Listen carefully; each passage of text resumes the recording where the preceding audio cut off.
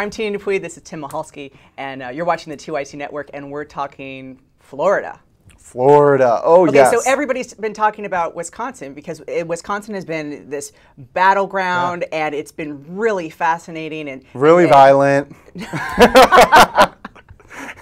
Really violent.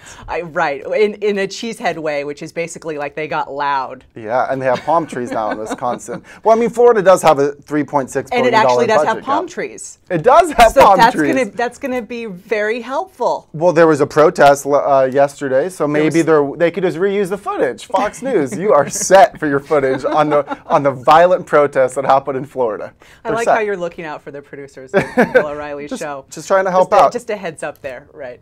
Well, it's funny because, you know, the governor of Florida, Rick Scott, he spoke last night in his first State of the State address. Right. And he was talking about the 2012 proposed budget. And what he wants to do is he wants to cut $4 billion to Medicare, which is going to help, you know, healthcare for the poor and all that, which horrible. Also, he wants to cut 8,600 jobs. I mean, again, what were we just saying? That cutting jobs is going to be lost revenue. Right. I mean, when you have a job, doesn't you get taxed on it, which means the government gets some of your salary, right? Exactly. Even if you work for the government, you have to pay taxes out of that. Right. Which makes sense. And to people who draw a paycheck, people who work for a living, whether or not it's for the government or for private industry, when you are working for a living, it makes absolutely no difference to you. Yeah, absolutely. And, you know, but the best thing is that he wants to reduce business income tax, which according to Moody's Investor Service, they're saying that is going to add to Florida's deficit. So that, I mean, let's cut jobs, which is going to lose money for us, and let's cut revenue,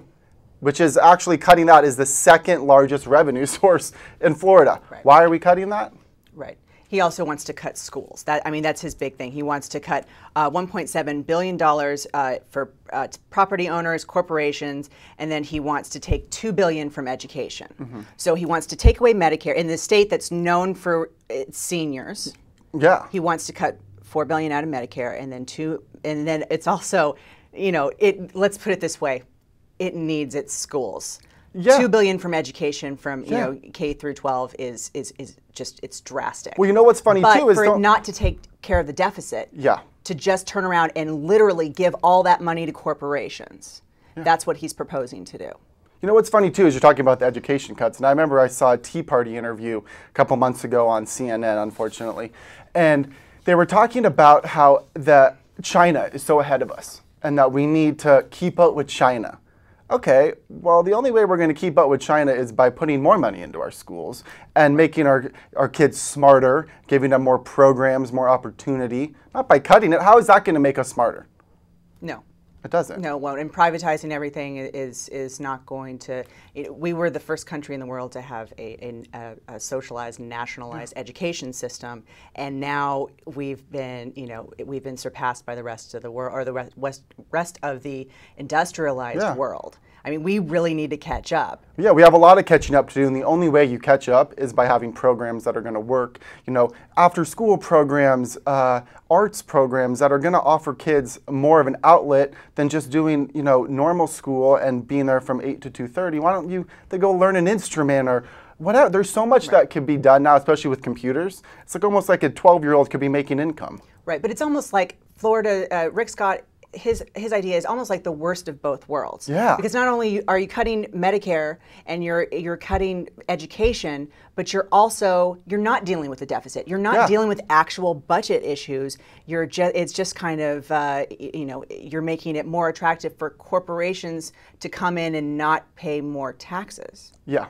exactly. And that doesn't actually make the state better in the long term because you don't have educated workers. Yeah.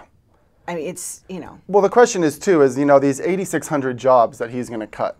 Let's just say that each of those 8,600 jobs is making $100,000 a year, which I don't think that they do. Come on. But let's just, for easy math, to make this easy on me, please.